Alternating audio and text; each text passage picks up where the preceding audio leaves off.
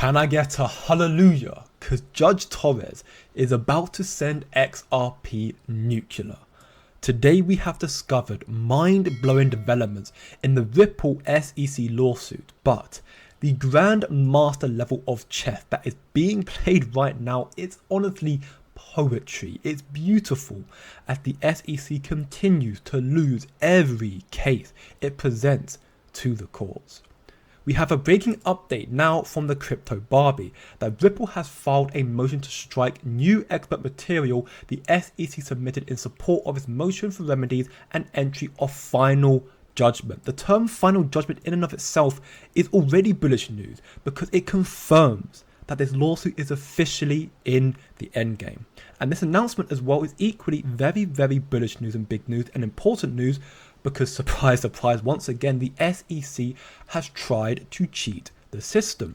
Effectively, the SEC has added new evidence and arguments about the penalties for Ripple from an expert witness. But as Ripple claims, this is unfair and it's sandbagging, as the SEC should have provided this information during the discovery phase before the trial. And they have gone as far even to cite federal rules that requires disclosing such evidence in the discovery phase, which therefore supports Ripple's claim once again. So this could massively backfire again in the face of the SEC, and considering that the SEC is like 0 for 100 right now in the courts, I would not be surprised if this goes in Ripple's favour once again. In the words of Ripple's Chief Legal Officer Stuart Alderotty, our opposition to the SEC's request for $2 billion in penalties for legacy institutional sales is now public. In a case that had no allegations or findings of recklessness or fraud, and in which Ripple won on significant issues, the SEC's ask is just more evidence of its ongoing intimidation against all of crypto in the United States, and we remain confident that the judge will approach these final remedies phase fairly. Ripple made 41 pre-compliant institutional sales, but not a single one of them lost any money. This is why the SEC is in Checkmate and fighting a losing battle. This is all going in anticipation of what Scott Melkler and James Murphy or Meta Lawman predicted, and Ripple's argument is for $0 disgorgement and a penalty not to exceed $10 million, which is crazy. The goalpost is the SEC basically wants $2 billion and Ripple's saying no more than 10 million. So now we have to wait until May 6th for 2 weeks now for the SEC to respond, and then it's all up to Judge Torres for her final decision. So we will likely have the final verdict and the end of this lawsuit by the end of May, a little over a month away from now. So how much will the penalty fee be in the end? Well, Zach Rector, he believes that it will be sub $50 million, and after the verdict, Ripple will explode in price and adoption in the United States, with every major institution wanting in on this space right now. But Ripple will be the only one who will have legal clarity. That's why they're going to explode in value. And I agree, although if I'm honest, I believe the bar is even lower, maybe even $30 million or less, because the grandmaster level of chess that is being played at Ripple right now is like Mozart. It's music to my ear. It is beautiful. And the reason why is because the SEC has just thrown some of their lawyers under the bus. This just in from Good Morning Crypto. Multiple SEC lawyers resign after a federal judge sanctioned the agency for false statements and abuse of power in a crypto case. Michael Welsh and Joseph Watkins stepped down this month after an SEC official told them that they would be terminated if they stayed. According to people familiar with the matter, the pair were lead attorneys on the case against Debtbox. And according to Fox Business journalist Elena Terrett, according to their LinkedIn profiles, both Welsh and Watkins only had a 1.5 year experience at the SEC before the resignation, so they had very little experience at all.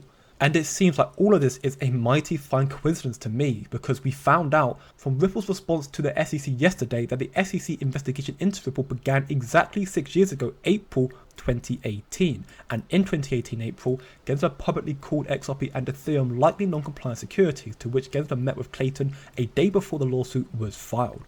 But that is not all, because Ripple CEO Brad Garlinghouse posted, "Feels apropos or appropriate that we file our response on the same day the SEC's lawyers quote resign for the misconduct in the Debtbox case." Ripple chose the opportune time when the SEC is down to strike true once again, to file their rebuttal when the whole space is reminded of the SEC's unlawful conduct. And this may be the reminder needed for Ripple to get that massively reduced penalty to get their way. We can hear here from former Chief Policy Officer of Ripple Partner Variant, Jake Travinsky, on the irreparable damage this debt bot case has caused on the SEC's reputation. Pay close attention. And I wondered how you felt the facts of that case would affect how judges either perceive the SEC or, just what approach they take in deciding cases between the SEC and the crypto industry that come before them, if at all. I think it will. I think honestly that it will work an irreparable damage to the SEC's reputation. And, a lot of folks in the crypto industry have been celebrating this order.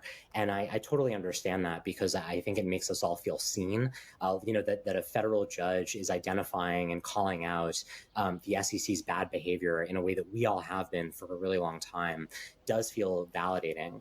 But honestly, to me, it's really just very sad that we live under an administration, under leadership at the SEC that does act this way. And their perspective, not just on the law, but on where they stand with respect to the industry that they regulate, is one of total hostility and antagonism. All in all, this was a massive day, a massive win for crypto, and especially for Ripple and XRP, the perfect time for Ripple to strike true once again and make their stand. We can see the finish line, it's within touching distance, and XRP, its price is about to explode, it's about to go nuclear. And to take this post from the Bearable Bull, the SEC case summed up in just one line: what a waste of 4 fucking years.